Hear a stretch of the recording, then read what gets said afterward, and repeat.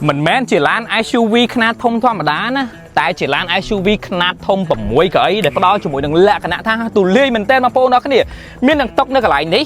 មានទាំងទូទឹកកកនៅកន្លែងនេះដែលអាចធ្វើការបញ្ជាបានហើយដាក់អីវ៉ាន់ Class C បានច្រើនមែនតើអាចបើកដំបូល Pano ដើម្បីសិនរស់បានហើយក៏អាចបើកជាមួយនឹង LED នៅផ្នែកកណ្ដាលនេះបានដូចគ្នាហើយបើសិនជាចង់ចេញវិញបងប្អូនអរគ្នាអត់មានទើសក្បាលយើងនោះឡើយគឺខ្ពស់មែនតើបងប្អូនអរគ្នា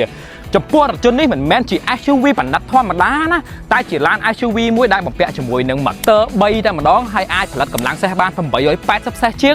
ខណៈដែលវាប្រើប្រាស់ជាមួយនឹងប្រព័ន្ធ DMP ថ្មីសាំងលាយជាមួយនឹងអគ្គិសនីតែម្ដងអគ្គិសនីសុទ្ធគឺអាចបើកបានរយៈចម្ងាយ280គីឡូម៉ែត្រឯណោះហើយបើនិយាយពីសាំងលាយអគ្គិសនីគឺអាចបើកបាន1000គីឡូម៉ែត្រជាងឯណោះបងប្អូនអរគ្នាចង់ដឹងទេថាតើនេះគឺជា model អ្វីបងប្អូនអរគ្នានេះគឺជា Lynk & Co